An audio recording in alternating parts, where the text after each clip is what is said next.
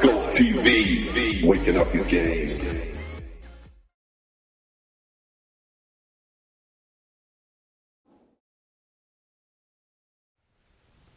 I'm going to introduce you to a document called Start Swinging Fearlessly, but let me read you from a quote from it first of all. It's impossible to trust your swing and try to control it at the same time. Now what does that mean? It doesn't mean that you can't hit good shots or play extraordinary rounds. It means that if you're going to spend a lot of time between those two things, you're going to get an opportunity to be burnt very often. And what do I mean by that? Well, basically, I've always been told to try and control my technique, try and control my ability out on the course, try and control my thoughts, try and control. It's this desire to control things that keeps me in the false self golfer.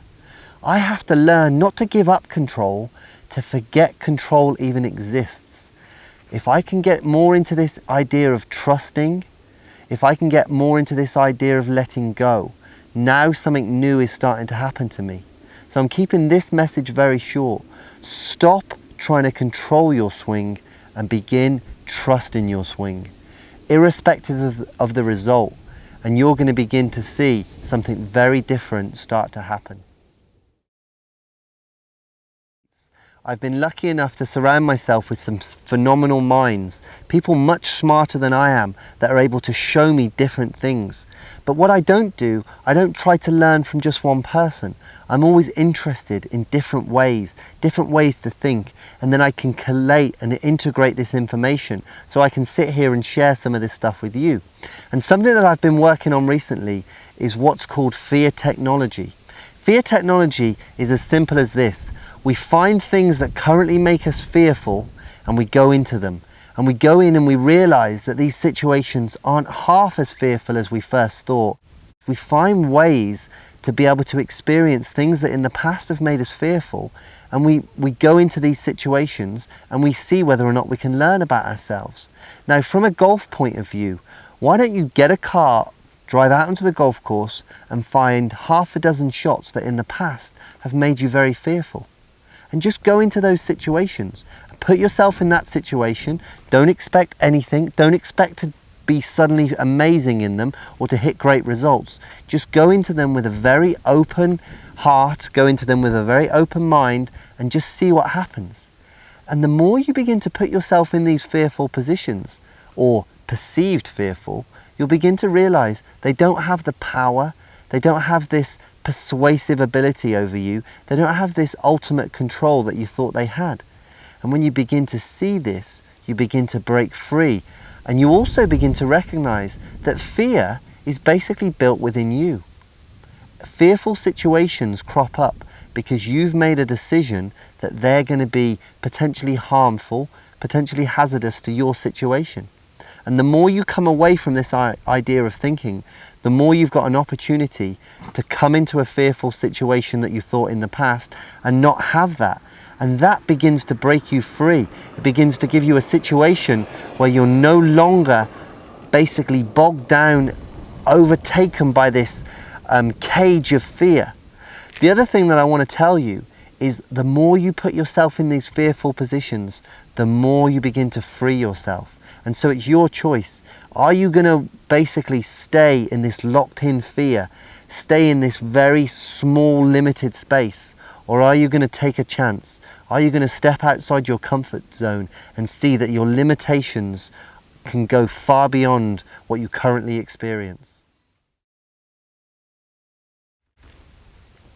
Now I'd like to share with you this email. Now let me just set up the email first of all. This email came from a nurse that was working in a care home, and she was with these patients that were told they only had a matter of weeks or days to live. So this was number one. I wish I had the courage to live a life true to myself, not the life others expect of me.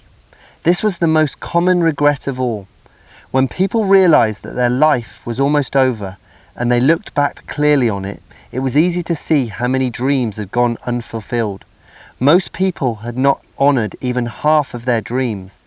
and they died knowing this was due to the choices they'd made or not made. Number 2, I wish I didn't work so hard. This came from nearly every male patient that this person nursed. They missed their children, their youth, they missed their partner's company. Women also spoke of this regret, but as most were of an older generation, many of the female patients had not been breadwinners. All of the men I nursed deeply regretted spending so much of their lives on the treadmill of the work existence. By simplifying your lifestyle and making conscious choices along the way, it's possible to not need the income that you think you do. And by creating more space in your life, you become happier and more open to new opportunities. Number 3, I wish I had the courage to express my feelings. Many people suppress their feelings in order to keep peace with others. As a result, they settled for a mediocre existence and never becoming who they were truly capable of becoming. Number 4, I wish I'd stayed in touch with my friends. Often they would not truly realize the full benefits of old friends until the dying weeks, and it was not always possible to track them down. Many had been so caught up in their own lives that they had let golden friendships slip by over the years. There were many deep regrets about not giving friendships the time and effort they deserved. Everyone missed their friends when they were dying.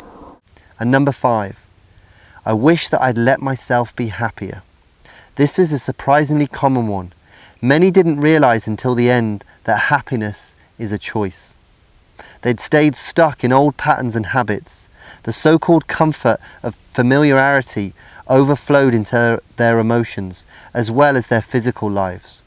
Fear of change had them pretending to others and to themselves that they were content, when deep within they longed to laugh properly and have silliness in their lives again.